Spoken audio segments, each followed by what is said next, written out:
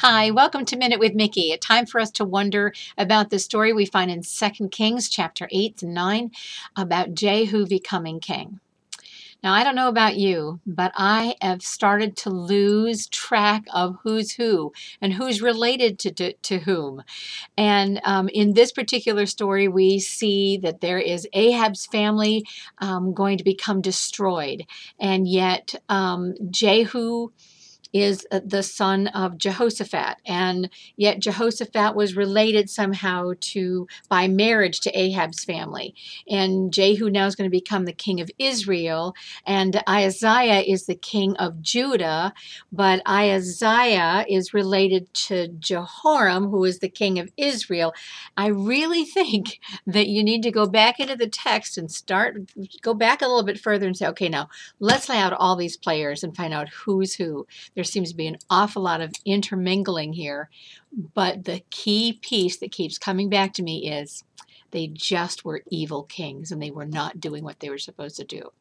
So we have this very interesting story about how Elisha is told to go and anoint Jehu, and yet as soon as he does, to get out of there fast, because this would be seen as treason for him to have anointed a king without the previous king's acknowledgement. So it was a real setup.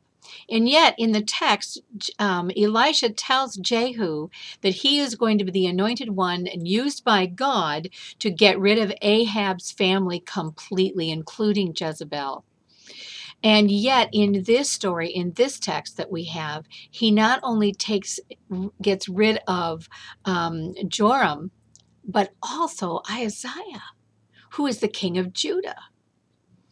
It just seems to me that it shows very strongly that connection, that when you align yourself with bad friends, what happens to bad friends befalls you as well. I also found it very interesting that Jehu is recognized for the sort of chaotic way in which he rides his horse. And then this is seen as a trademark as he is riding in towards where Joram is on his chariot. We recognize that kind of ride. And it's interesting that we can be identified by various different ways in which our personalities sort of show up. And this is seen here. I found that really interesting. It's noticeable that we have God bringing about his purposes to bring the destruction of this very God-hating and disobedient land, and that God uses a variety of people. I did find it interesting as well that when Jehu was anointed by Elisha, that when his friends asked him, what was that all about? He says, oh, you know about those crazy prophets. They'll say anything. And his friends really, really begged him to tell them what was going on. And he said, yeah, here's what's going to happen. And boy, immediately they went, yay, rah, we're going to be in with the in crowd here, and we're going to be in with a new king. And yet Jehu goes beyond the call that God put on his life to get rid of Ahab's family and includes Isaiah, but Isaiah is actually part of Ahab's family. He was one of the grandsons. He was the son of the daughter of Jezebel. So there's a connection. Wow. What kind of connections do we make in our lives? Are we aware of the people that we make friends with, to the things that we align ourselves with and the friends that we make, realizing that some of the things that they do carry off into us?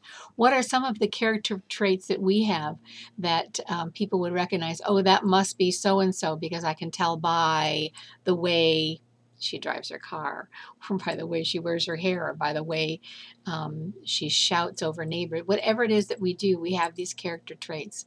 And I think that this shows such a personal level about how the scriptures are written.